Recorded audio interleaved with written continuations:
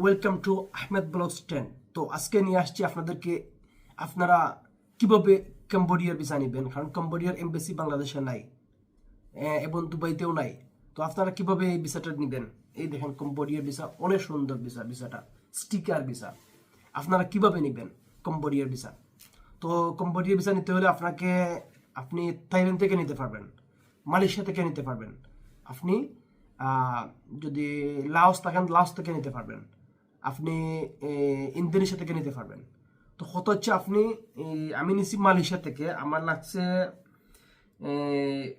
$30 নিছি আমার। আমি মালয়েশিয়া থেকে কম্বোডিয়ার ভিসা নিছি, ওই দেখেন এমবাসি অফ ইন মালয়েশিয়া, ওই দেখেন এমবাসি অফ মালয়েশিয়া। তো আমাকে জাস্ট 15 মিনিটের ভিতরে ভিসাটা দিয়ে দিয়েছে। কিভাবে? আমি গেছি ওদের এমবাসি কুয়ালালামপুরে, ওদের এমবাসি কম্বোডিয়ার এমবাসি গেছি, যাওয়ার পরে একটা ফর্ম দিবে আপনাকে। আমি এই ফর্মটা রেডি করছি, রেডি করার পরে এই ফর্ম, পাসপোর্ট কপি এবং আমি ফর্ম দিছি, যে তারা যে ফর্মটা দিছে ফর্মটা ফিল আপ করছি এবং 2 কপি ছবি দিছি, আর হোটেল বুকিং দিছি, ফ্লাইট রিজার্ভেশন দিছি। যেমন আমি মালয়েশিয়া থেকে কম্বোডিয়া যাব, কম্বোডিয়া থেকে মালয়েশিয়াতে আসবো, আমি মাল্টিপল ভিসা আছে মালয়েশিয়ায়। তো জমা দিছি, জমা দেওয়ার পরে তারা বলছে এই 1 ঘন্টা পরে তারা ফোন দিবে আমাকে, মেসেজ দিবে হোয়াটসঅ্যাপে, 1 ঘন্টা পরে বা 2 ঘন্টা পরে। আমি জমা দিয়ে আসছি, আমি জমা দিয়ে একটু বাইরে আসছি, বাইরে আসিয়া আমি এই ট্যাক্সির জন্য ওয়েট করতেছি। দেন তারা 12 থেকে 15 মিনিট পরে মেসেজ দিছে, প্লিজ কালেক্ট ইউর পাসপোর্ট, সাথে সাথে। তো আমি গেছি, গিয়ে পাসপোর্টটা কালেক্ট করছি, কালেক্ট করার পরে এই হচ্ছে আপনার ভিসা। কিন্তু যারা থাইল্যান্ড থেকে ভিসা নেন কম্বোডিয়ার, কিন্তু হাতের লেখা দিয়ে দেয়, অনেক সময় এয়ারপোর্টে সমস্যা হয়। কিন্তু এই মালয়েশিয়া থেকে যারা ভিসা নেবেন কম্বোডিয়ার, ডাইরেক্ট কম্পিউটার দিয়ে, মানে এই যেগুলো ভিসা থাকে না অরিজিনালি এইরকম সিস্টেম থাকবে, হাতের লেখা না, কম্পিউটারের লেখা। তো আপনারা চাইলে কম্বোডিয়া ভিসা নিতে পারেন মালয়েশিয়া থেকে ইজিলি, জাস্ট 15 মিনিটের ভিতরে। তো আমি এই ভিসাটা নিছি অনেক ইজিলি। তখন এমবাসিতে আমি যখন গেছি কেউ আসিল না, আমি গেছি ধরেন 10টার দিকে গেছি, সরি 9টার দিকে গেছি। তখন আমি ফার্স্ট গেছি, আমি আসলাম, আর কেউ আসিল না। দেন কিছু মানুষ বাংলাদেশি আছে, ওরা আস্তে আস্তে মানে আসছে 10টা সাড়ে 10টার দিকে। তো আপনারা ইজিলি এই ভিসাটা নিতে পারেন, খুব সুন্দর ভিসা। কিন্তু কি ফেরা, এয়ারপোর্টে অনেক ফেরা ভাই, কম্বোডিয়ার এয়ারপোর্টে। মানে আপনি যখন ফ্লাইট থেকে নামবেন, আপনি যখন এন্ট্রি নিবেন ইমিগ্রেশনে লাইনে ঢুকার জন্য, যখন দেখবে এই সবুজ পাসপোর্টটা, ইমিগ্রেশন অফিসার আসবে, আসে গিভ মি পাসপোর্ট, পাসপোর্ট নিয়ে চলে যাবে, বলবে আসো, চলে আসো আমার সাথে। তো সব বাংলাদেশের ক্ষেত্রে এগুলা 100%। আপনি আমেরিকার ভিসা আছে, নো প্রবলেম। আপনি কানাডার ভিসা আপনার পাসপোর্ট আছে, নো প্রবলেম।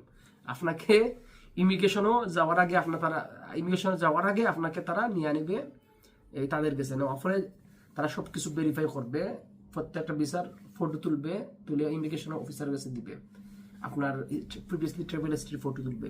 এবার আপনি কি করেন, আপনি কি পারপাসে গেছেন কম্বোডিয়া, এগুলা সব কিছু আপনি, তারা মিনিমাম 20 মিনিট 25 মিনিট আপনাকে তারা একটু বিরক্ত করবে, জিজ্ঞেস করবে। কিন্তু ডলার আপনাকে মিনিমাম $500, আরো বেশি নিবেন, কারণ তারা সবচেয়ে ইম্পর্টেন্ট হচ্ছে তারা সবার আগে দেখতে চায় ডলার আছে কিনা আছে আপনার সাথে।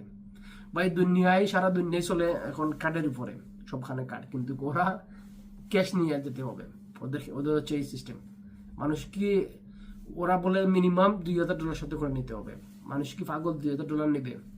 কোথায় টাকা হয়তো কিংবা পরিচিত পারে বা কেমনি নিয়ে দিব আনছে, অনেক সময় মানুষ সেফ থাকে না। তো সবচেয়ে সেফ হচ্ছে আপনার, যদি আপনার কার্ডের ভিতরে টাকাটা থাকে, ইজি, আপনার সেফ। সারা ওয়ার্ল্ডে কার্ড চলে, ক্রেডিট কার্ড চলে, ডেবিট কার্ড চলে, আপনি যে কোনো এটিএম থেকে টাকা উইথড্র করতে পারবেন ইজিলি। আমার বাংলাদেশের যেগুলো সিটি ব্যাংক আছে, আরো ব্র্যাক ব্যাংক আছে, এগুলো ইন্টারন্যাশনাল যে কোনো দেশ থেকে আপনি টাকা তুলতে পারবেন ইনভেস্টমেন্ট করলে। তো আমার তো দুবাইয়ের কার্ড আছে, এগুলো সারা ওয়ার্ল্ডে চলে, এগুলো ইনভেস্টমেন্ট করা লাগে না, অলরেডি ইউএসডি বা যে কোনো কারেন্সি অটোমেটিক আপডেট হয়ে যায়। তো আমি গেছি, যাওয়ার পরে আমাকে নিচে পাসপোর্ট নিয়ে সবকিছু দেখছে, চেক করছে, বলছে $কত নিয়ে আসছো। আমি তখন অলরেডি 3-4টা দেশ ভিজিট করি, কম্বোডিয়াতে যাই। তখন আমার কাছে মাত্র $120 আছিল। তো আমি বলছি দেখেন আমার কাছে $120 আছে, আমার কাছে কোনো টাকা পয়সা নেই। ওই $120 আছে, তো আপনাকে আমরা দিব না। তারপর এটিএম বুথ আছে, আমি এটিএম বুথ থেকে টাকা উইথড্র করে নিয়ে আসি, তাহলে তো ওকে হবে, সমস্যা নেই। বলে না, এরকম হবে না, আপনি $8 কেন নিয়ে আসছেন না? পরে কইলাম আমি যে দেখ, আমি প্রিভিয়াসলি ইজিপ্ট গেছিলাম, ওইখানে আমার $1000 হারিয়ে গিয়েছে আমার ব্যাগ থেকে, কিভাবে আসছে আমি জানি না।